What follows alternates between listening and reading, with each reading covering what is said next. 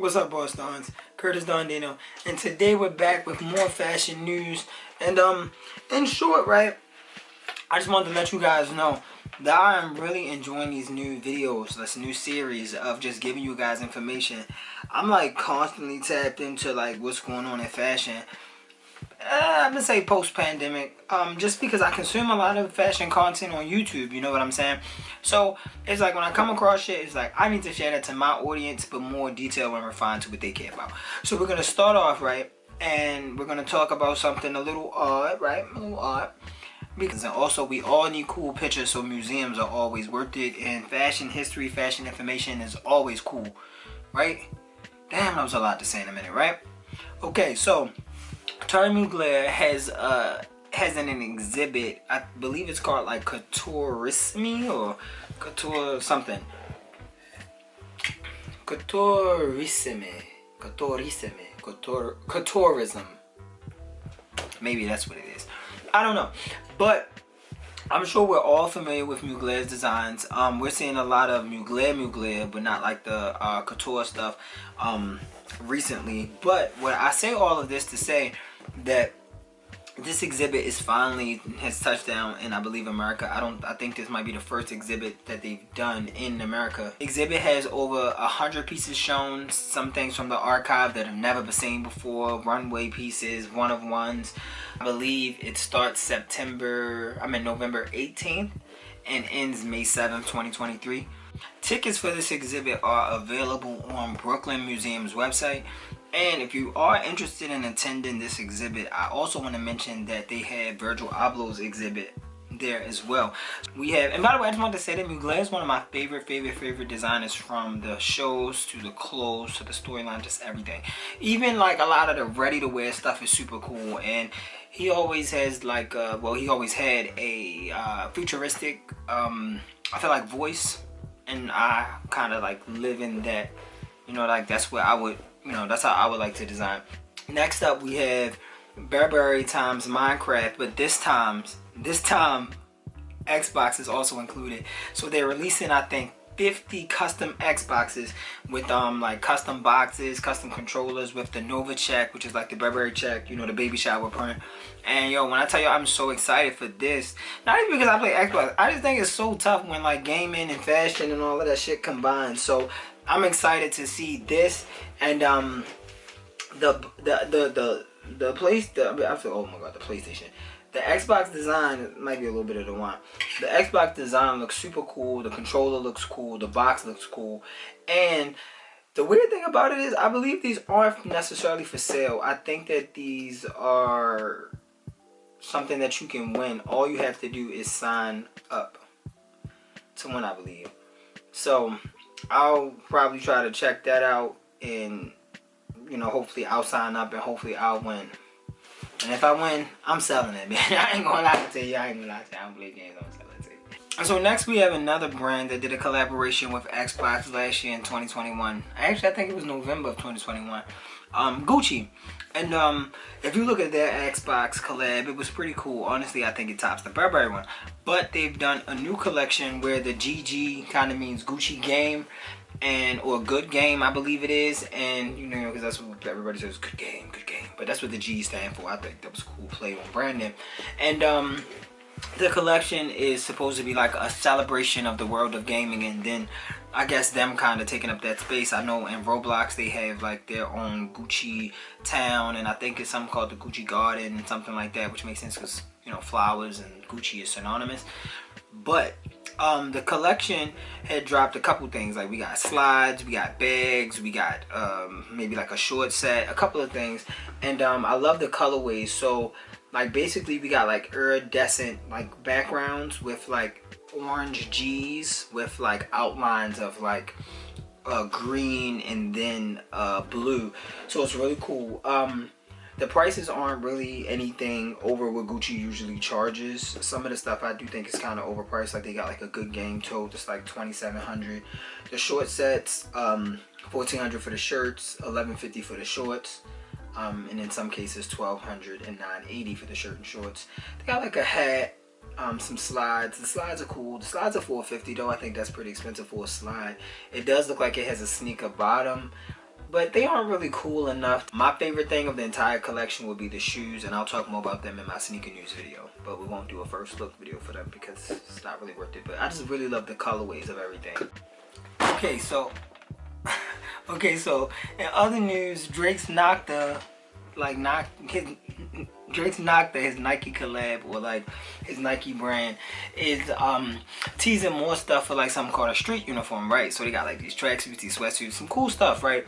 I love the branding, I love the hoodness of it all. I feel like Drake really always try to like, I ain't here for those type of pants today. All I was gonna say was that he always try to kind of have like this like London hood person's aesthetic. And what I wanted to mention about this was the highlight of this entire tease and collection isn't the shoes, aren't the tracksuits, aren't the Nike gloves, the Nike balaclavas, but it's this Nike puffer with like a debossed Nike logo. It's so tough and it's red, but of course no release dates, nothing like that yet. I will try to keep you guys updated, so make sure you tune into the fashion news every single week. I'll be dropping one of these every week, and also tune into shoe news. So I was telling a friend like I was doing these kind of videos, and one of the responses was, oh yeah, you better let them know about your shit. And it's just like, I shouldn't I? Luckily for y'all, I'm not dropping anything soon, but I mean, this is my hoodie, this is my like puffer vest. It's like a crop puffer vest. You see, look at this, see, sheesh, with the big thing in the back. I was supposed to do videos on like my thoughts on how I created these designs and all that stuff, but we never got there. The next piece of news I got for you guys is something kind of odd, but SteveJobs old, used, heavily worn Birkenstocks were just sold at Julian's auctions for over I believe around $218,000. That would be enough to kind of change my life right now, so I would greatly appreciate that. But I don't have any old Birkenstocks to sell, so I guess I just won't make that money if I chat off one pair of Birkenstocks. You know, like maybe a museum could buy them. I don't know who they were bought by, but I know that they came with the NFT. I know that they were expected to be sold at $60,000, which is already crazy. But I mean, that was Steve Jobs. So next we got Tom Ford being acquired by Estee Lauder, which I always thought of as a beauty company. So this is the first time I've seen a beauty company acquire such a large fashion brand. Now what I didn't know but kind of found out recently was that Estee Lauder was like the partnering company for Tom Ford Beauty. Now Tom Ford Beauty right now, I'm not even a person who's like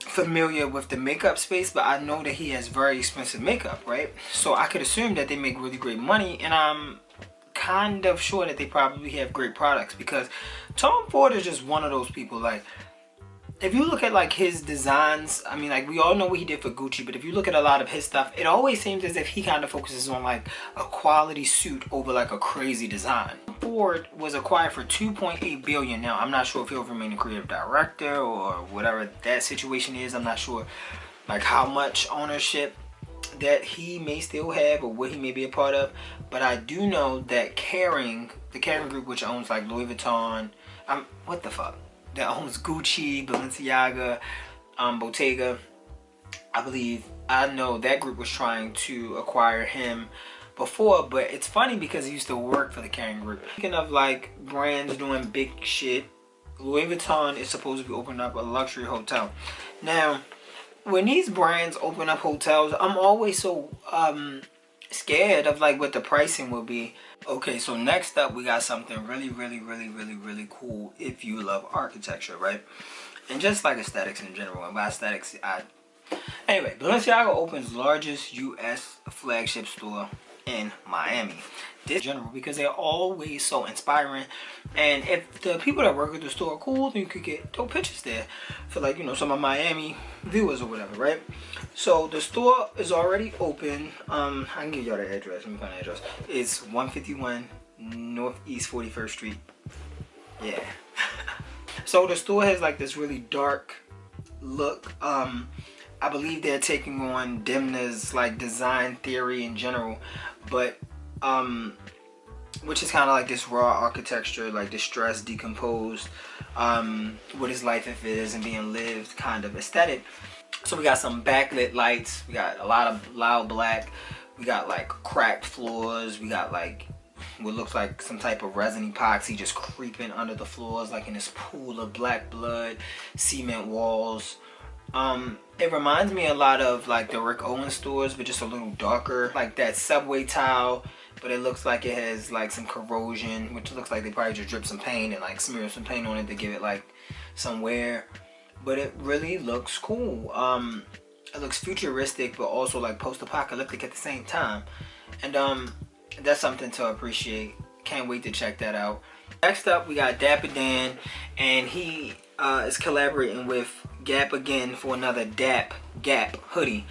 And from what I'm seeing so far, I feel like it's a thoughtless collaboration. One, I just want to preface this with, I don't know how I feel about supporting Gap after they dropped Kanye the way they did. And this is simply me feeling how black men are treated when they do things versus how other people are treated when they do things. Even though I do not agree with anything that Kanye said, my real issue is that a lot of brands cut him off. I feel like they should have cut him off right after the White Lives shirt, my opinion. So we just got Dap in the Gap font. I was a Gap kid. I remember in elementary school, they'd be like, Gap stands for gay ass people. And it was just like, you know. But like the prints are so like Ralph Lauren and just like without thought. Like, I mean, I would probably grab one because they're $128, so that's not bad. You know, like I sell hoodies for $120 myself, but this is a Dapper Dan, and I love Dapper Dan. This is the guy that made Monogram popular or what it is today. So I'm interested. This drops November 30th, but if you live in New York, you could go to Gap's Harlem store on November 29th and cop it, and you could be the first to have it. But I feel like they should have dropped this before Thanksgiving. Now, this next topic, I really want to do a whole video on, and if you guys are interested enough, I'll do a little bit of investigating so we can really do a whole video.